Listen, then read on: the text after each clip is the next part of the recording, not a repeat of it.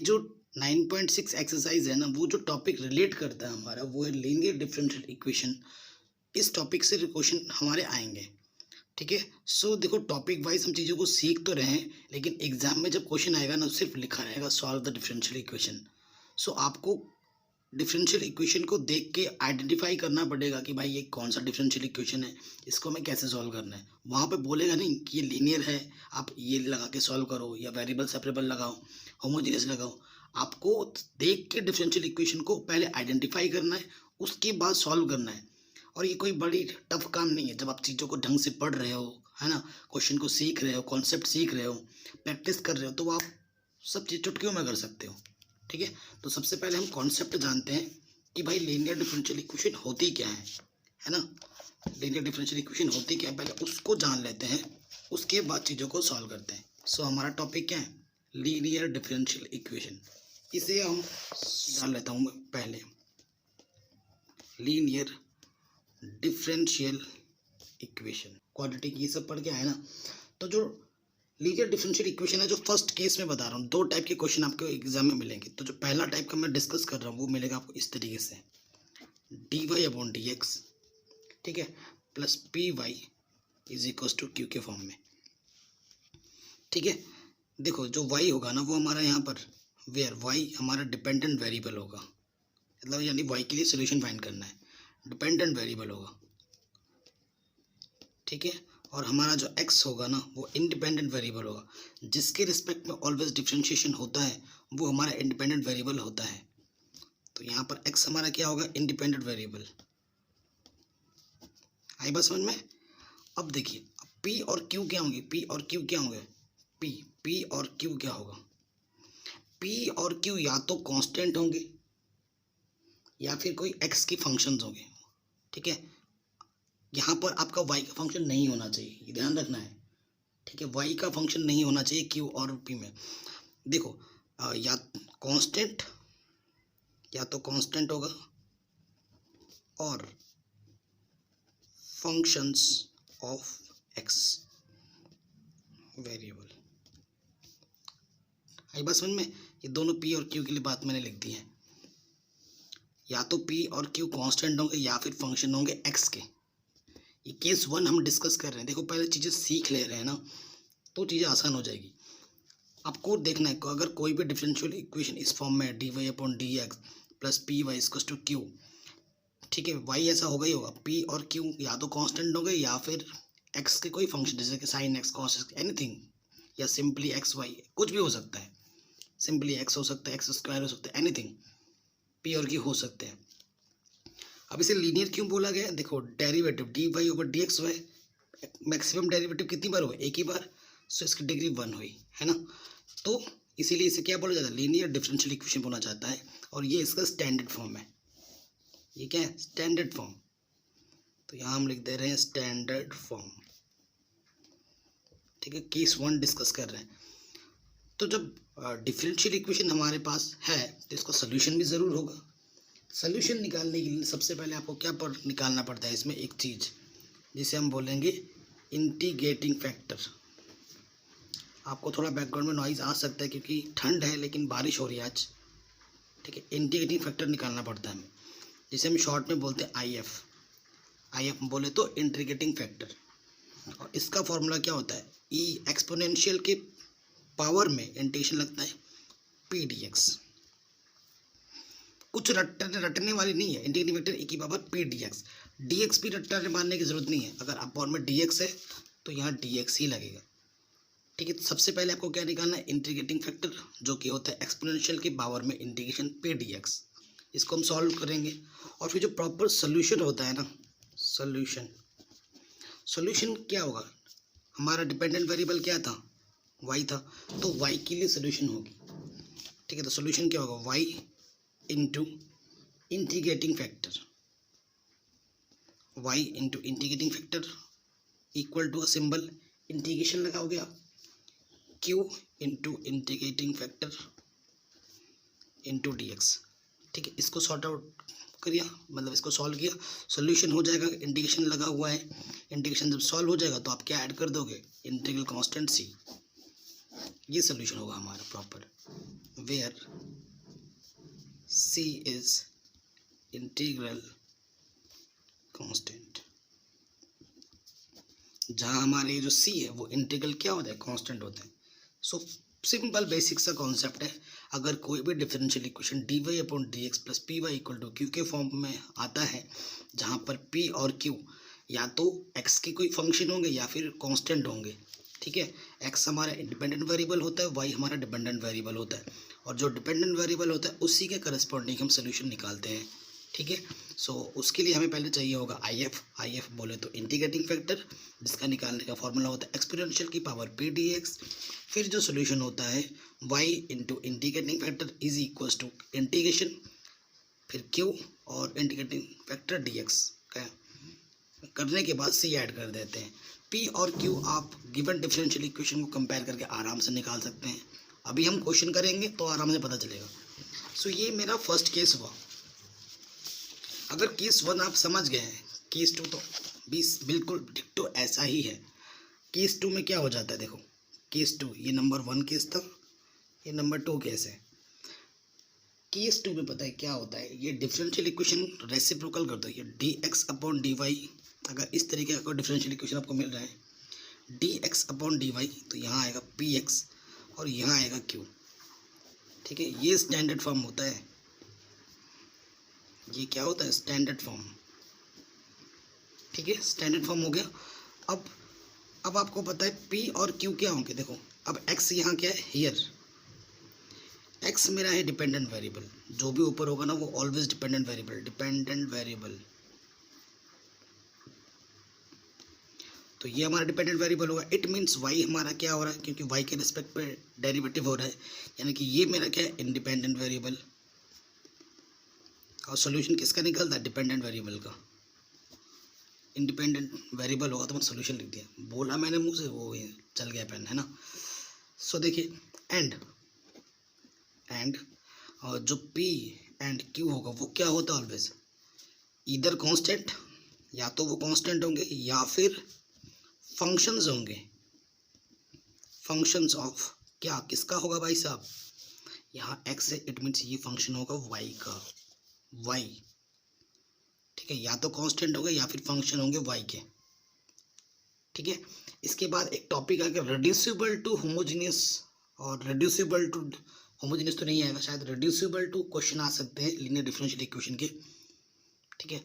Reducible to homogeneous वाला भी topic है, शायद इंजीनियरिंग में पढ़ोगे आप, शायद क्या डेफिनेटली पढ़ोगे, तो वो तो तब की बात है, क्योंकि अभी क्लास 12th में तो नहीं है रिड्यूसिबल टू होमोजेनियस का। लेकिन एक आध क्वेश्चन ज़रूर है reducible to linear differential equation, कि ऐसे क्वेश्चन आपको मिलेंगे जो कि लीनियर डिफरेंशियल इक्वेशन नहीं होंगे, लेकिन उनको बनाना पड़ेगा। सो वो मैं करा दूंगा, टेंशन मत लो, डोंट वरी। अभी तो रिवीजन सीरीज भी आएगी ना, उसमें भी हम अदर जो एनसीईआरटी में जो क्वेश्चन नहीं होते हैं बट बोर्ड एग्जाम में आ सकते हैं, वो क्वेश्चन भी हम डिस्कस करेंगे। तो बने रहो, डोंट वरी, बने रहो चैनल के साथ। डिस्क्रिप्शन पर ज़रूर चेक कर लेना, सारे इंपॉर्टेंट वीडियोस के लिंक्स में डाल दूंगा नीचे, ठीक। तो ये चीज़ तो चला गया। अब जैसा कॉन्सेप्ट वहाँ था, यहाँ पर भी पहले आपको स्टेप 1 में आपको इंटीग्रेटिंग फैक्टर निकालना है, और इसका फॉर्मूला भी वही है, e की पावर p dx की जगह यहाँ पर क्या लगेगा, भाई क्यों अपन में, भाई रट्टे मारने की कोई दिक्कत ही नहीं है।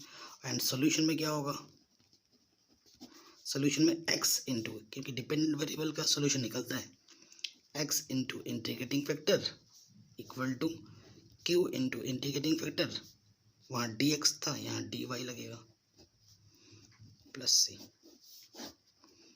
ये आपका आंसर दे देगा, ठीक है। दोनों कॉन्सेप्ट एक दूसरे से लिंक है। अब क्वेश्चन देख के आप आराम से आइडेंटिफाई करो और सॉल्व करो, है ना। चलिए अब आते हैं क्वेश्चन नंबर 1 में, एनसीईआरटी के एक्सरसाइज में। एनसीईआरटी का जो एक्सरसाइज कितना है, ये हमारा 9.6। भाई साहब अगर आपने वीडियो लाइक अभी तक नहीं किया तो प्लीज़ लाइक ज़रूर कर दें, और सभी चैप्टर मैंने करा रखे हैं, लिंक्स मिलेंगे डिस्क्रिप्शन पे। बाय द वे अगर आपको कोई नहीं मिल रहा है तो आप सिंपली पता है कैसे सर्च करेंगे, क्लास 12th एक्सरसाइज जो भी होगा आगे लिख दीजिएगा बाय मैथमेटिक्स एनालिसिस, तो आपको वीडियोस टॉप पे मिलेंगी, एकदम ऊपर मिलेंगी, ठीक है। ये तरीका अपनाइएगा। अब आते हैं हम एक्सरसाइज में। एग्जाम्पल्स तो सॉल्व है, आप एक्सरसाइज देखिए और एग्जाम्पल्स आई एम श्योर आप आराम से खुद ब खुद लगा लेंगे। पहले क्वेश्चन में आ जाते हैं, ठीक है। सो प्रॉपर करके लिख रहे हैं, प्रॉपर। तो पहला हमें ऐसे लिखेंगे, गिवन। गिवन हमें क्या दे रखा है, गिवन डिफरेंशियल इक्वेशन क्या है हमारे पास, dy upon D X plus 2y is equal to sine x.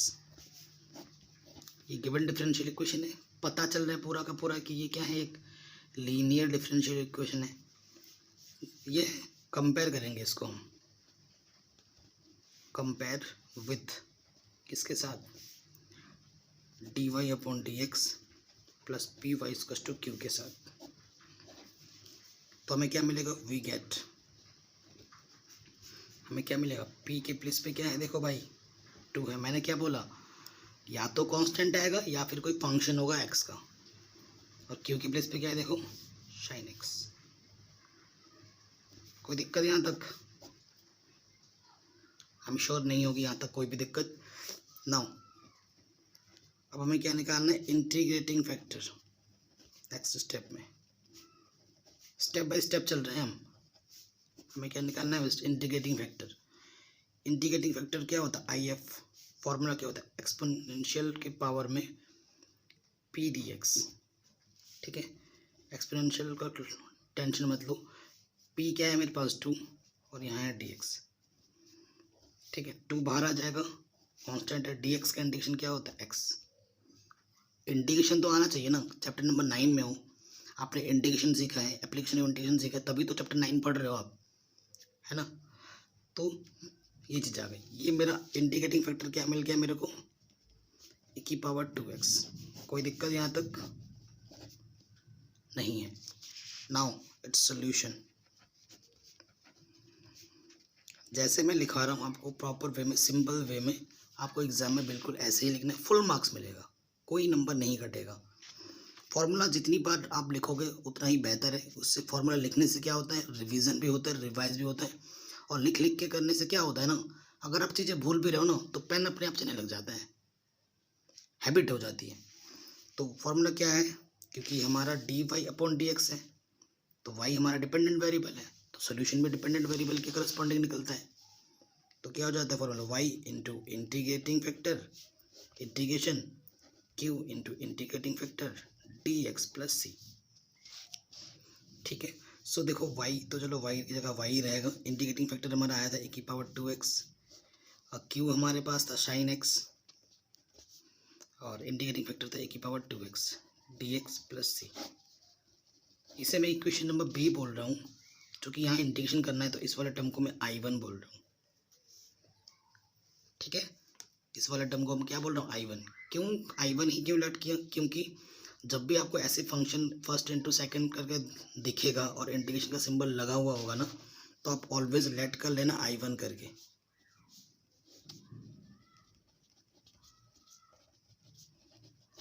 ठीक है। इससे बेहतर हो जाएगा। और आपको आईलेट का नियम तो पता ही है, आईलेट है ना, रूल मानने का।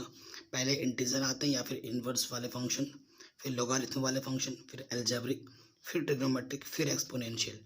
तो ट्रिग्नोमेट्रिक पहले आ रहा है, एक्सपोनेंशियल बाद में आ रहा है, तो ये पहला होगा, ये सेकंड फंक्शन होगा, ठीक है। कोई दिक्कत है, नहीं है, कोई दिक्कत है, नहीं है। अब इसको क्या करना है, सॉल्व करना है, ठीक है। सो देखिए सॉल्व करते हैं, आईलेट।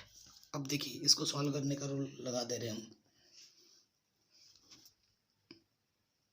हाँ, फर्स्ट प्रॉपर फॉर्मूला आपको पता होगा, फर्स्ट इंटू सेकेंड का इंटीग्रेशन माइनस इंटीग्रेशन फर्स्ट का डेरिवेटिव, हाँ ठीक है, फर्स्ट का डेरिवेटिव ब्रैकेट लगा के, फिर क्या होता है सेकेंड का इंटीग्रेशन, फिर पूरे का इंटीग्रेशन, यही होता है। आगे आ जाते हैं, देखिए यहाँ पर है साइन एक्स, शिट इंटीग्रेशन तो लिख ही दिया, चलो एक स्टेप को दोबारा लिख देते हैं। हाँ, साइन एक्स का डेरिवेटिव क्या होता है, कॉस एक्स इंटू e की पावर 2x का इंटीग्रेशन e की पावर 2x, x का कोफिशिएंट 2 है तो वो अपॉन में आ जाएगा, बाहर से dx। क्लियर। इधर i1 चला रहा है, ध्यान रखिएगा। साइन एक्स ए की पावर 2x का इंटीग्रेशन ए की पावर 2x अपॉन में 2 माइनस, देखो 1/2 यहाँ बाहर आ जाएगा। इंटीग्रेशन क्या है, cos x इंटू ए की पावर 2x dx। कोई दिक्कत नहीं है, यहाँ तक हमें कोई दिक्कत नहीं है। अब फिर इसमें वही लगेगा, ये फर्स्ट लगेगा, ये सेकंड लगेगा।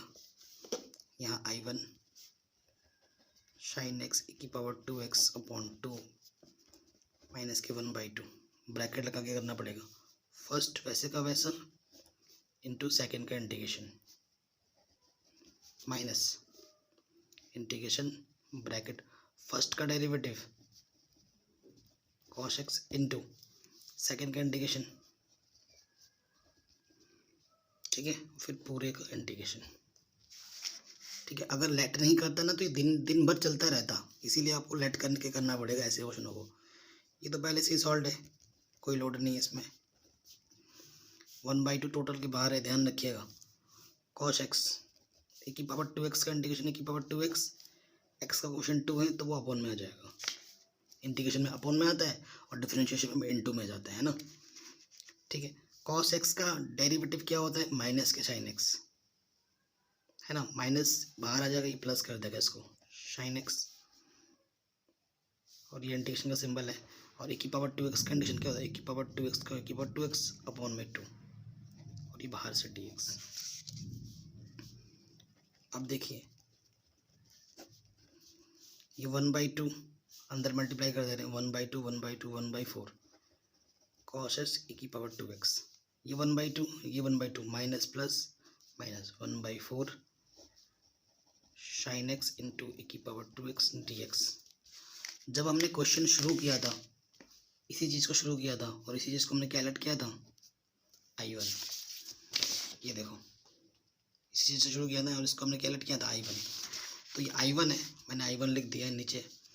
तो यानी कि i1 अपॉन 4 इधर आके क्या हो जाएगा, इधर तो r1 चला ही आ रहा है, ये i1/4 हो जाएगा। नेगेटिव का इधर आके क्या हो जाएगा, पॉजिटिव। और इधर ब्रैकेट है ये, ठीक है, इंटीग्रेशन नहीं है। साइन ए की power 2x/2 minus 1/4 cos x ए की पावर 2x, तो ये हो जाएगा 4i1 plus i1 5i1/4।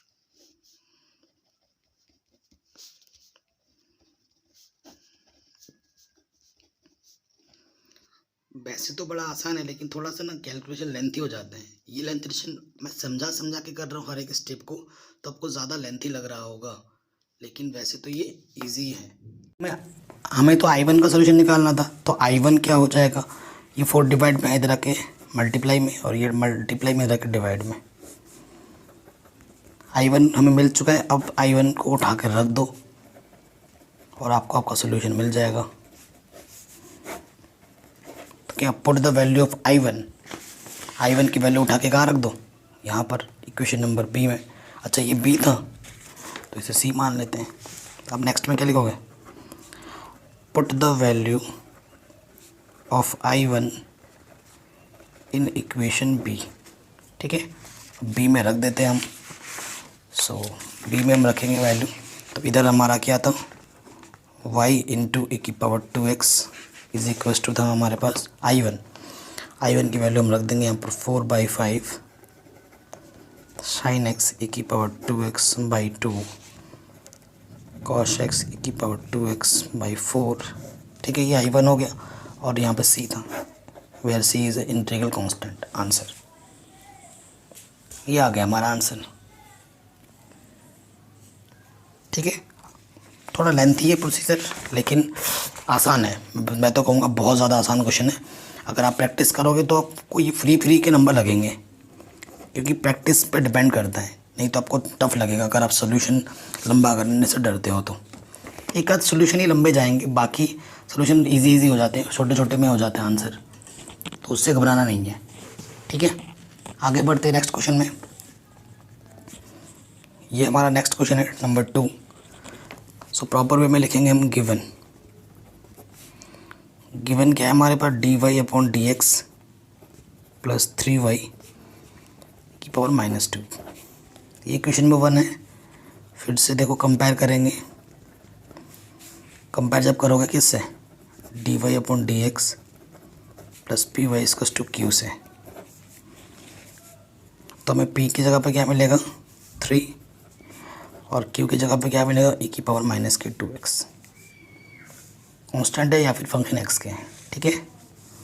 So integrating factor formula क्या होता है, e की power integration p dx। p हमारे पास क्या है 3 dx, 3 बाहर आ जाएगा, dx का इंटीग्रेशन x होता है। तो इंटीग्रेटिंग फैक्टर तो हमें मिल चुका है e की पावर 3x।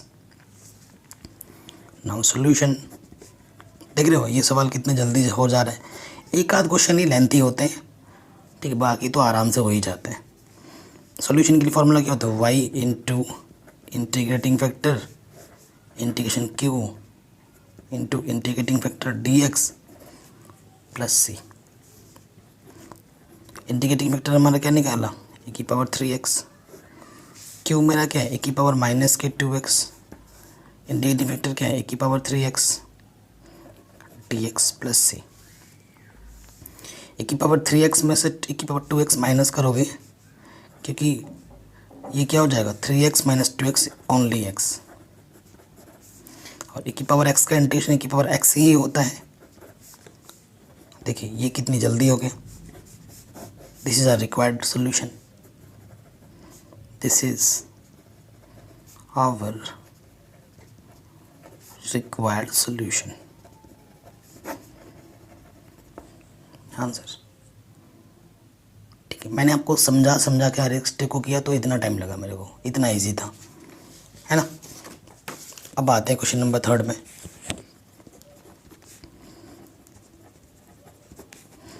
गिवन क्या है हमारे पास, D Y upon D X Y upon X is equals to X square. ये गिवन डिफरेंशियल इक्वेशन है, ठीक है। फिर से इसको कंपेयर करेंगे।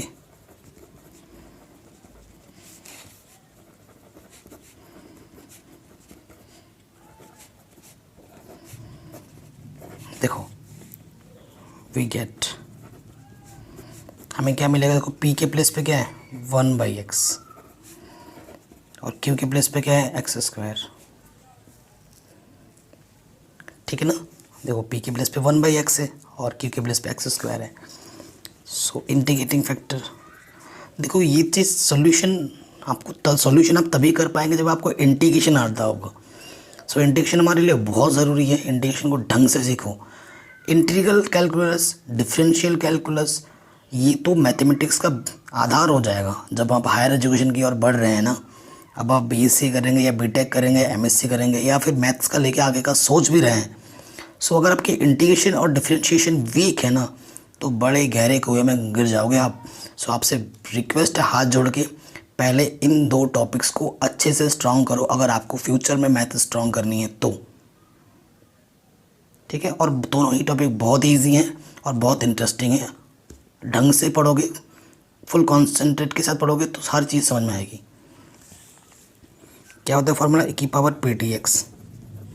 p क्या है मेरे पास 1/x dx और 1/x का इंटीग्रेशन क्या होता है log x, और आपको पता है e की पावर log x क्या होता है x होता है ना। तो इंटीग्रेटिंग फैक्टर हमारे पास क्या आ गया, ओनली x आ गया, ठीक है।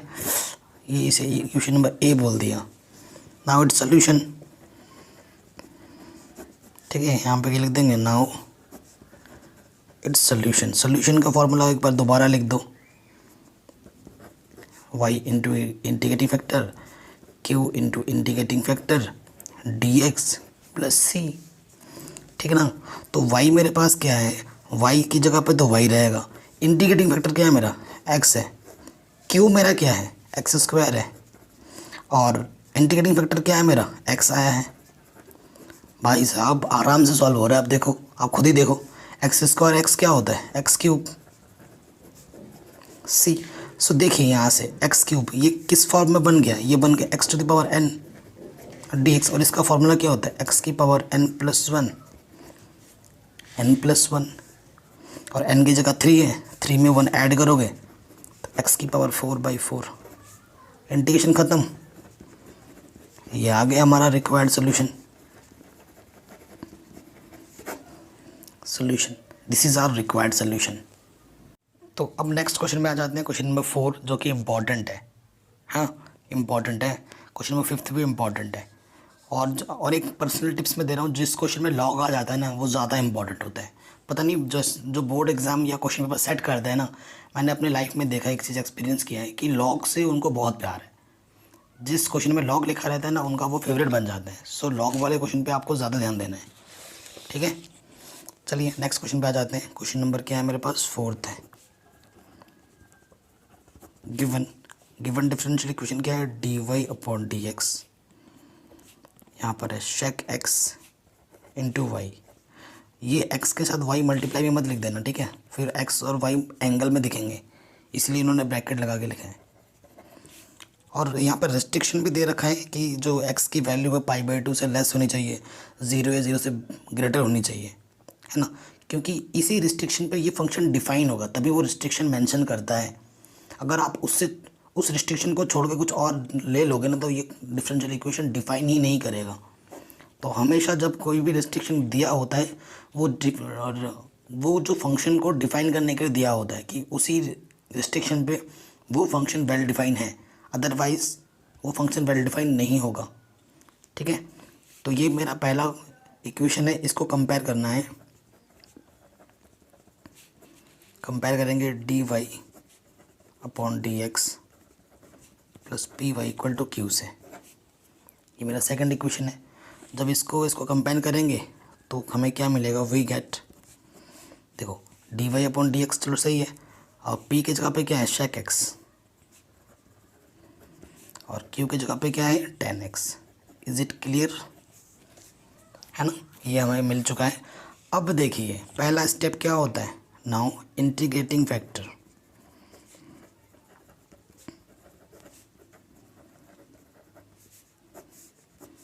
इंटीग्रेटिंग फैक्टर हमारा क्या होता है, IF बोले तो एक्सपोनेंशियल की पावर में इंटीग्रेशन p dx। देखो आ गया इंटीग्रेशन, फिर से इंटीग्रेशन पीछा नहीं छोड़ेगा, इंटीग्रेशन से अगर आप डर रहे हो तो शेक x dx आ गया। अब शेक x dx का इंटीग्रेशन आपको आना चाहिए, है कि नहीं, शेक x dx। तो शेक x का इंटीग्रेशन क्या होता है, log shake x plus tan x, ठीक है। ये मेरा क्या आ गया, इंटीग्रेटिंग फैक्टर। कोई दिक्कत नहीं होनी चाहिए, ठीक है। ये मेरा आ गया e की power log shake x plus dx। But what is but, e की पावर log x क्या होता है, x होता है। तो हमारे पास x की जगह पे ये है, तो यानी कि मेरा जो इंटीग्रेशन होगा, मतलब इंटीग्रेटिंग फैक्टर जो होगा वो shake x plus tan x होगा, और सिंपल हो गया, है ना। तो ये मेरा इंटीग्रेटिंग फैक्टर है। इज इट क्लियर, ठीक। So it's now it's solution. Solution के लिए फॉर्मूला क्या होता है, y into integrating factor equal to integration q into integrating factor dx plus c। So y integrating factor हमारे क्या है, sec x plus tan x। q मेरा क्या है क्वेश्चन में, q मेरा tan x है, tan x, और मल्टीप्लाई में क्या है, इंटीग्रेटिंग फैक्टर जो कि ये है sec x plus tan x plus c। अब tan x को अंदर मल्टीप्लाई कर दो, यहाँ dx भी है, tan shake x into tan x, और tan इंटू tan क्या हो जाएगा, tan स्क्वायर x। इसमें भी dx, इसमें भी dx, ठीक है, कोई दिक्कत। Shake x into tan x का इंटीग्रेशन क्या होता है, शेक x होता है, पता है ना आपको। और tan स्क्वायर x का इंटीग्रेशन होता ही नहीं है, तो tan स्क्वायर x को मेरे को ब्रेक करना पड़ेगा। और tan स्क्वायर x का फॉर्मूला क्या होता है, शेक स्क्वायर x माइनस 1 होता है। क्लियर, ठीक है। अब देखिए ये तो इंटीग्रेशन हो चुका, शेक स्क्वायर x का इसके साथ भी इंटीग्रेशन आएगा, इसके साथ भी इंटीग्रेशन आएगा। शेक स्क्वायर x का इंटीग्रेशन क्या होता है, tan x। कहाँ से कर रहा हूँ मैं, फॉर्मूले से कर रहा हूँ। क्यों कर पा रहा हूँ, क्योंकि मेरे को याद है। अगर आपको भी याद होगा तो आप भी फट से कर दोगे। अगर आपको याद नहीं होगा, अरे लोगे लगे अरे भाई ये कैसे हो गया, है ना। तो उस चीज़ से बचने का एक ही उपाय है, फॉर्मूला याद करो, इंटीग्रेशन सीखो। और 1 dx कंडीशन क्या होगा, x होगा प्लस सी। तो ये आ गया सोल्यूशन मेरा।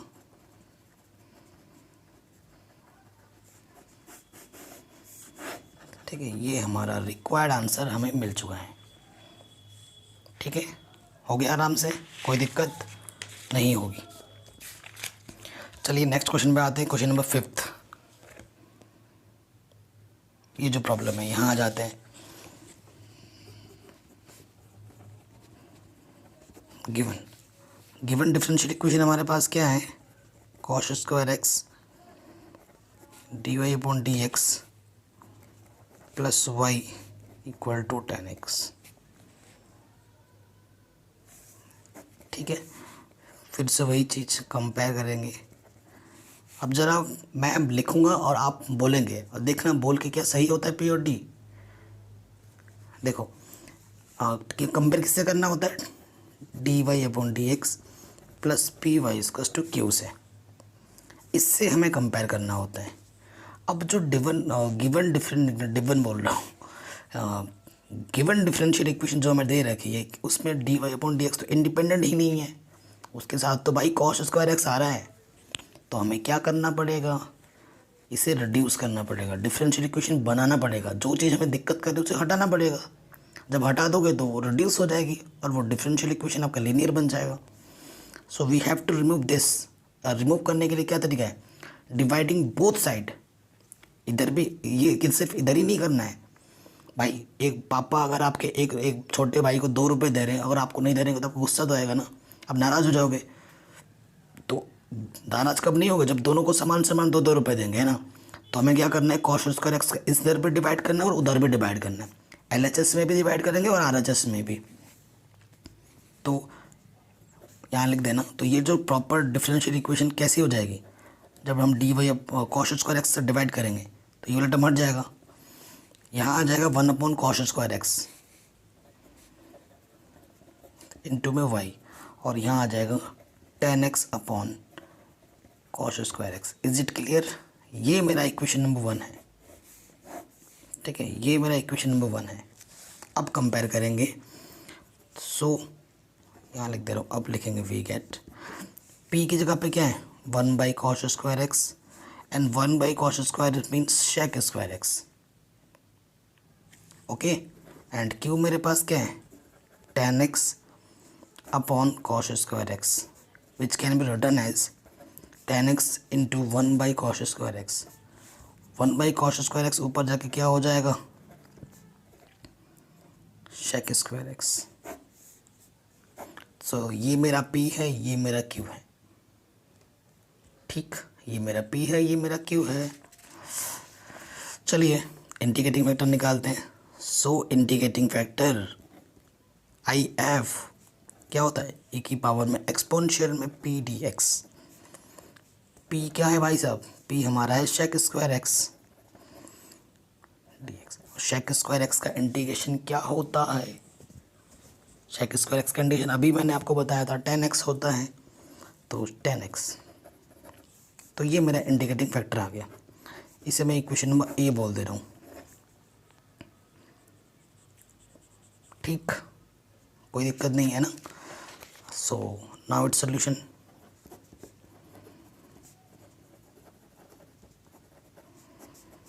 सॉल्यूशन फॉर्मूला जितनी बार लिखोगे उतना अच्छा है। y into integrating factor equal q into integrating factor dx plus c, यही फार्मूला होता है। वैल्यू पुटअप करेंगे। इंटीग्रेटिंग फैक्टर क्या है, e की पावर tan x, और q क्या है मेरे पास, q मेरे पास है tan x shake square x, tan x shake square x, और इनटू में इंटीग्रेटिंग फैक्टर है e की पावर tan x। अब इंटीग्रेशन बड़ा इंटरेस्टिंग बन गया है ना, बन गया इंटरेस्टिंग, कोई टफ नहीं है। लेकिन अब इस वाले टर्म को ही तो हमें सॉल्व करना है, बाकी तो एज इट इज़ वैसे ही लिखे जाते हैं। सो इस टर्म को मैं I1 बोल दे रहा हूँ, और I1 को सेपरेट सॉल्व करके फिर यहाँ पुटअप कर देंगे। ठीक, सो देखिए मेरे पास I1 मैं लिख लेता हूँ यहाँ पर। I1 क्या है मेरे पास, इंटीग्रेशन में है 10x shake square x into में e की पावर 10x dx। कोई दिक्कत? अब देखो भाई, अब इंटीग्रेशन आपको नहीं है तो दिक्कत है। इंटीग्रेशन बनने के बाद अब देखो कौन सा मेथड हम लगाएं, क्या करें कि ये इंटीग्रेशन हो जाए सॉल्व, क्योंकि ये तो एक सेपरेट फंक्शन, सिंगल फंक्शन तो नहीं है, 3 फंक्शन की प्रोडक्ट है। तो जब भी ऐसे होता है ना तो सब्स्टिट्यूशन मेथड लग सकता है देखो। और e की पावर में जो होता है ना वही उसी को मानने से लगभग लगभग हो जाता है। तो 10x का डेरिवेटिव शेक स्क्वायर एक्स मौजूद है मौजूद। सो हम लेट कर लेंगे t को, क्या लेट कर लेंगे 10x, यहाँ x है तो हम करेंगे dt ओवर dx, x के रिस्पेक्ट में डेरिवेटिव 10x का डिफरेंशिएशन शेक स्क्वायर एक्स, यानी कि ये dx इधर क्या आ जाएगा मल्टीप्लाई में। अब इन वैल्यूज़ को हम यहाँ पर रखेंगे।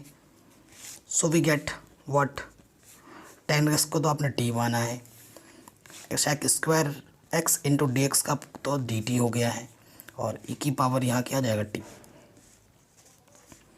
ठीक है, अब क्या लगेगा, I let integer logarithm algebraic trigonometric exponential सबसे बाद में आ रहा है तो ये फर्स्ट इंटू सेकंड हो जाएगा। क्लियर? फॉर्मूला क्या कहता है, फर्स्ट बाहर आ जाता है इंटीग्रेशन सेकंड का माइनस इंटीग्रेशन ब्रैकेट लगता है फर्स्ट का डेरिवेटिव इंटू सेकंड का इंटीग्रेशन, फिर पूरे का इंटीग्रेशन। फॉर्मूले में रख दिया। e की पावर t का e की पावर t होता है, t का डेरिवेटिव 1 हो जाएगा, और e की पावर t का e की पावर t होता है dt। e की पावर t यहाँ से e की पावर t 1 जा e की पावर t होगा, और e की पावर t का इंटीग्रेशन क्या होता है e की पावर t। e की पावर t कॉमन है, अंदर आ जाएगा t माइनस 1। आपने t को क्या माना था, 10x माना था, क्योंकि क्वेश्चन आपका x और y में था। ठीक है, तो आपको आंसर भी x और y में छोड़ना पड़ेगा। और अगर आपने कुछ वेरिएबल अपने से लेट किया है जैसे कि हमने t लेट किया था अपने से, तो उसको हमेशा एलिमिनेट करना होता है।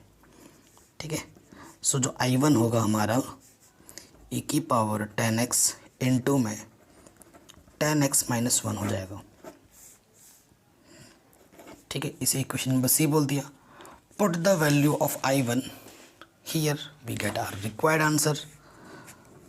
ठीक है, तो ये हो जाएगा e की पावर 10x इंटीग्रेशन इस, अच्छा इंटीग्रेशन क्यों लगा रहा हूँ, ये तो सॉल्व कर लिया हमने। सॉल्व करके क्या मिला था हमें, e की पावर 10x ब्रैकेट के अंदर 10x माइनस 1 प्लस सी, ये हमारा आंसर आ जाएगा। ये हमारा क्या जाएगा आंसर। भैया कोई दिक्कत नहीं है? ठीक है, कोई भी दिक्कत हो हम बैठे हैं, हम किस लिए हैं, सॉरी डायलॉग मारा था। अब आ जाते हैं नेक्स्ट क्वेश्चन में, क्वेश्चन नंबर 6। ठीक है, इसमें आ जाएंगे हम।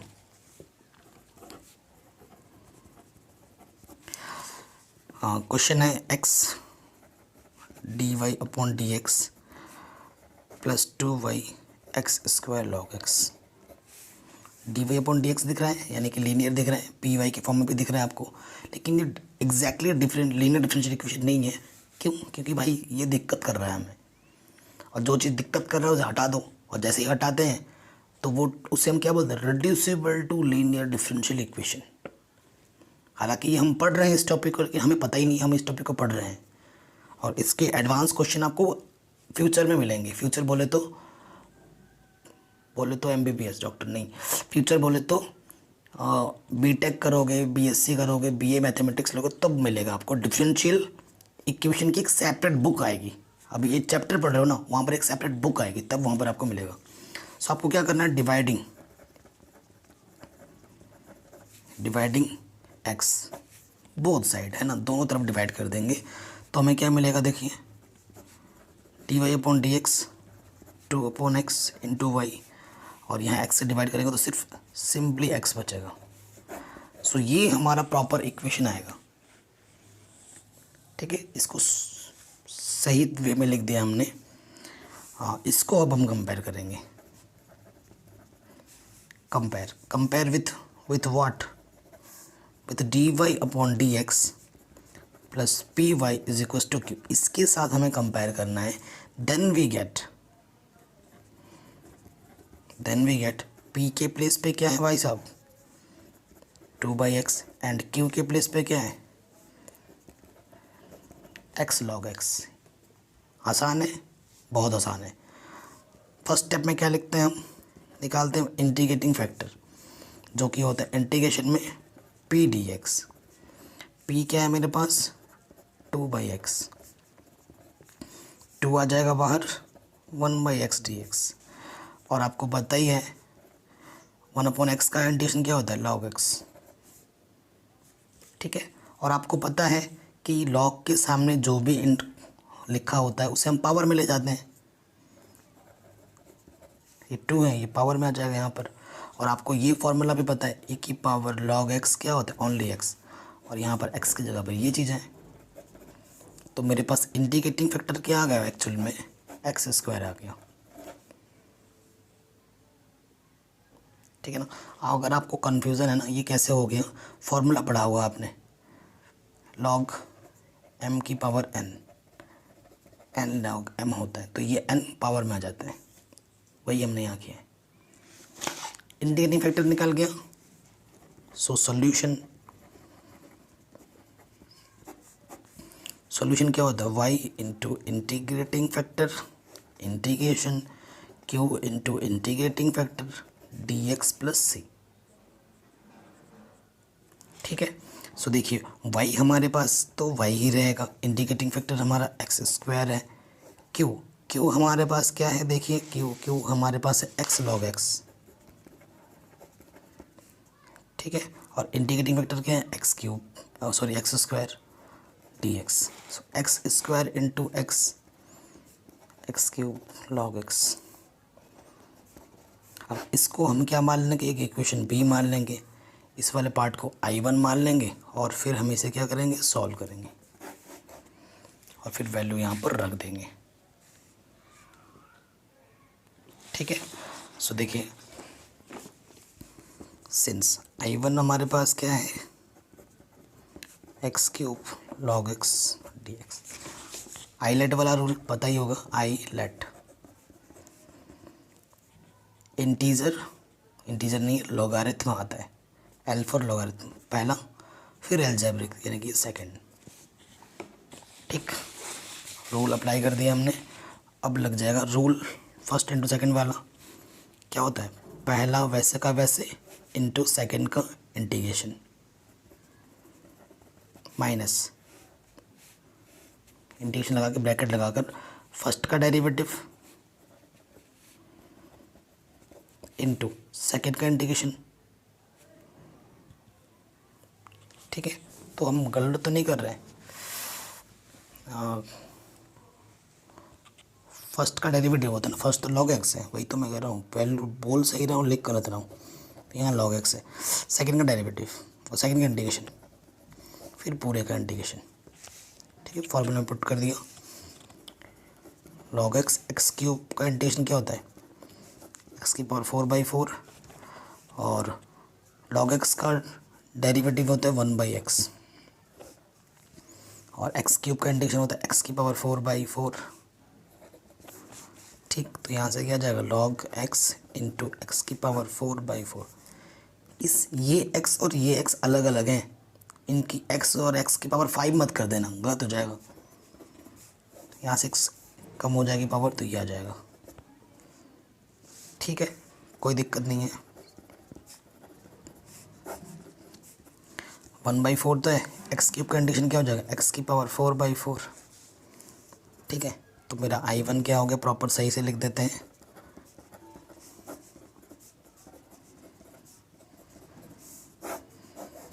I1 है। अब I1 की वैल्यू हम उठाकर इक्वेशन नंबर बी में पुटअप कर देंगे। ठीक है, यहाँ रख देंगे। सो फ्रॉम बी, यहाँ पर हमारा क्या था, y इंटू इंटीग्रेटिव x² था और I1 था, I1 तो हमें ये मिला है प्लस सी। तो ये हमारा क्या गया, सोल्यूशन आ गया। ठीक है, ये हमारा क्या गया, सोल्यूशन। आराम से बन गया, कोई दिक्कत नहीं है। ठीक, नेक्स्ट क्वेश्चन में आ जाते हैं।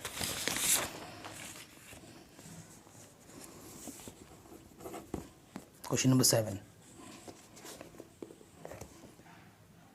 ये है, शानदार क्वेश्चन है। सो यहाँ पर क्या है, x log x, ठीक है, इंटू में dy upon D X plus Y 2/x log x। ठीक है, दिक्कत कर रही है हमें, दिक्कत वाली चीज़ को हम रखेंगे ही अपने लाइफ में, हटाओ उसको भाई। तो हटाने के लिए क्या करना है हमें, यहाँ पर डेरिवेटिव मतलब डेरिवेटिव बोल रहा हूँ, डिवाइड कर देना सभी में। तो x log x से क्या कर देंगे, डिवाइड।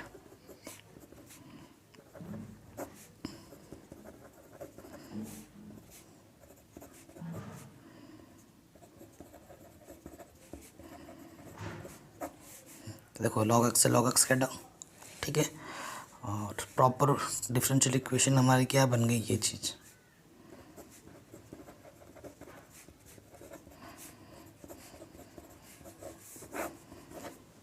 ठीक है, ये मेरा प्रॉपर डिफरेंशियल इक्वेशन बना, कोई दिक्कत नहीं होगी। कंपेयर करेंगे हम, जब हम कंपेयर करेंगे तो मेरे को p मिलेगा 1/x log x और q मिलेगा मेरे को 2/x²। ठीक है, ये चीज़ मेरे को मिलेगी। अब इंडिकेटिंग फैक्टर निकाल लेंगे हम, e की पावर p dx, p मेरे पास ये है, देखो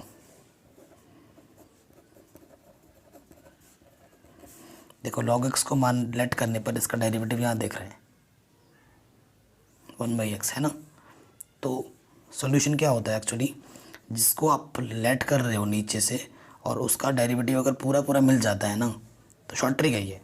तो लॉग में वो चीज़ आती है, लॉग में क्या जाएगी, जिसको आपने लेट किया था, और आपने किसको लेट किया था, log x को। जिसको इंटीग्रेशन आता है वो पता होगा कि ये स्टेप क्या होगा, सब्स्टिट्यूशन मेथड लगा रहा हूँ मैं। log x को लेट कर लेना, 1/x पूरा पूरा मिल रहा डेरिवेटिव। तो शॉर्ट ट्रिक क्या होता है इंटीग्रेशन में, जिसको पूरा नीचे से लेट करने पर ऊपर डेरिवेटिव मिल रहा है, तो उसका जो इंटीग्रेशन होता है ना, लॉग में जो चीज़ आपने लेट की वो अंदर आ जाता है। और आपको पता है e की पावर log x क्या होता है, ओनली x, और यहाँ x के प्लेस पे क्या है, ये रूल है ना,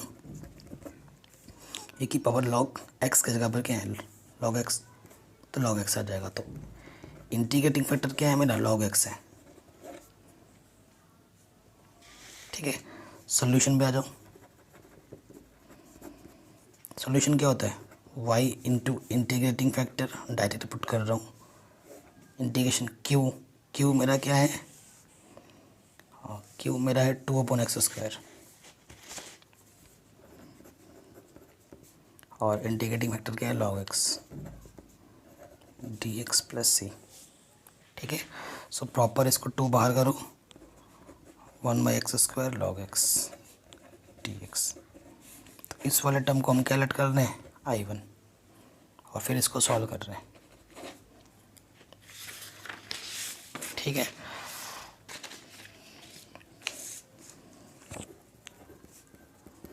लेट I1 हमारे पास क्या है, इंटीग्रेशन में 1/x² log x dx। ठीक है, तो ये होगा फर्स्ट, ये होगा सेकंड।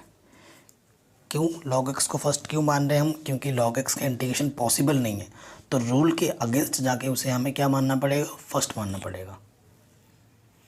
ठीक है, तो रूल पता ही है, नियम क्या होता है, फर्स्ट जाएगा, फर्स्ट वैसे का वैसा इंटू सेकेंड का डेरिवेटिव, सेकेंड का इंटीग्रेशन, माइनस इंटीग्रेशन ब्रैकेट लगा के फर्स्ट का डेरिवेटिव,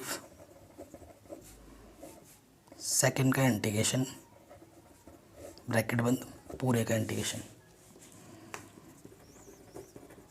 देखो x² ऊपर जाके क्या हो जाएगा, x की पावर -2। log x का डिफरेंशिएशन क्या होता है, 1/x, और ये प्रॉपर ढंग से लिख लिया एक्स की पावर 2 माइनस में। तो क्या रूल एक्स की पावर एन के रूप में, तो एन प्लस वन रूल, ठीक है। यहाँ पर भी एक्स की पावर एन प्लस वन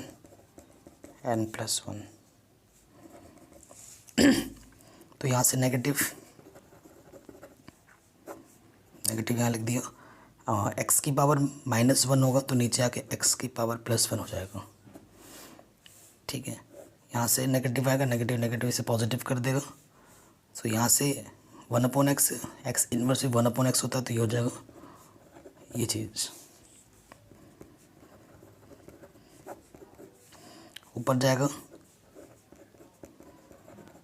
ठीक है। तो x की पावर n+1 यहाँ पे भी हो जाएगा, तो नेगेटिव हो जाएगा और ये 1/x आ जाएगा। सो ये मेरा I1 आ गया।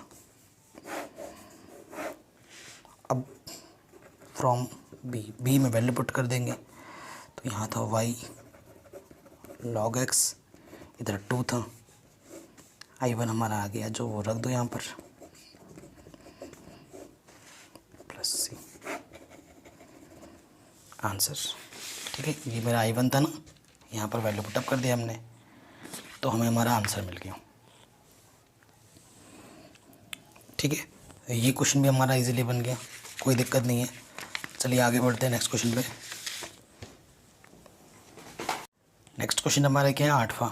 ये हमारा डिफरेंशियल इक्वेशन है, इसे अब हमें सॉल्व करना है। तो अभी तक हम सारे केस 1 के ही प्रॉब्लम देख रहे हैं, और जब केस 2 का आएगा तो केस 2 का भी करेंगे। अभी नहीं आ रहा तो कहाँ से करें, है ना। ऐसा नहीं कि केस 2 की प्रॉब्लम नहीं है, आएंगे, कभी भी मिल सकते हैं आपको, कभी भी उनके हमें दर्शन हो सकते हैं। सो तैयार रहते हैं, कभी भी आ जाए, हमें डरना नहीं है। ये क्वेश्चन शानदार है, ठीक है ना। क्वेश्चन नंबर 8वां इम्पॉर्टेंट है। अच्छा, यहाँ इक्वलिटी का सिंबल है, यहाँ है cot x dx, ठीक है। अजीब है इक्वेशन, कोई दिक्कत नहीं है। तो सिंपल बनाते हैं पहले, ठीक है। इस क्वेश्चन को क्या करते हैं, पहले सिंपल बनाते हैं। तो यहाँ dy दिख रहा है, हम क्या करेंगे, इधर इसको सिंपल रखना पड़ता है। अगर सिंपल नहीं भी रख रहे हो तो सबसे पहले हम क्या कर रहे हैं, 1 + x² सब में डिवाइड कर दो। इससे जब डिवाइड करोगे 1 + x² से हम क्या कर रहे हैं, डिवाइड कर रहे हैं, और dx से भी डिवाइड कर रहे हैं सब में, ठीक है। तो यहाँ से लिख दे रहा हूँ, तो यहाँ से dx से डिवाइड किया, 2xy 1 + x², यहाँ पे भी dx था, यहाँ पे भी, यानी कि इस टर्म से मैं सब में डिवाइड कर रहा हूँ, ध्यान रखना।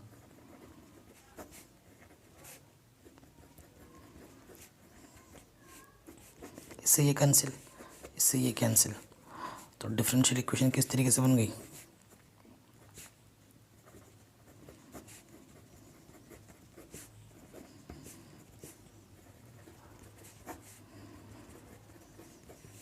ठीक। ये मेरी प्रॉपर डिफरेंशियल इक्वेशन है, जो कि लग रही है लीनियर डिफरेंशियल इक्वेशन, है ना। कंपेयर कर दोगे, किस फॉर्म में है ये, dy/dx + py q के फॉर्म में है। यहाँ p के प्लेस पे क्या है, 2x/1 + x², और q के फॉर्म में क्या है, cot x/1 + x², है कि नहीं, कोई दिक्कत नहीं है। सो इंटीग्रेटिंग फैक्टर क्या होता है, e⁻p dx, इंटीग्रेशन p कितना है, 2x/1 + x² dx। अब देखो, इसका डेरिवेटिव पूरा ऊपर मौजूद है। अभी मैंने आपको इंटीग्रेशन में शॉर्ट ट्रिक बताया था कि नीचे वाले को लेट करने पे अगर ऊपर वाला पूरा डेरिवेटिव दिखता है तो उसका इंटीग्रेशन लॉग में जिसको आपने लेट किया वो अंदर आ जाता है, ठीक है। लेट करके तो बहुत लंबा चौड़ा कर सकते हैं, बट शॉर्ट ट्रिक यही है कि जिसको लेट करने से नीचे ऊपर पूरा डेरिवेटिव मिलता है तो उसका इंटीग्रेशन क्या होता है, लॉग लिखो और जो आपने लेट किया है वो अंदर आ जाता है। तो इसका इंटीग्रेशन ये होगा। और अभी आपने मैंने फॉर्मूला कई बार बता दिया है की पावर लॉग एक्स क्या होता है, ओनली एक्स, तो यहाँ एक्स के प्लेस पे ये चीज़ है, तो इंटीग्रेटिंग फैक्टर क्या आ जाएगा, ये चीज़ 1 + x²। सॉल्यूशन क्या होगा, फॉर्मूला क्या होता है, y into integrating factor, direct रख रहा हूँ, इंटीग्रेशन क्यू आता है, क्यू हमारे पास क्या है, cot x upon 1 + x², into में इंटीग्रेटिंग फैक्टर आता है dx + c, इससे ये कटा, सिर्फ cot x बचा।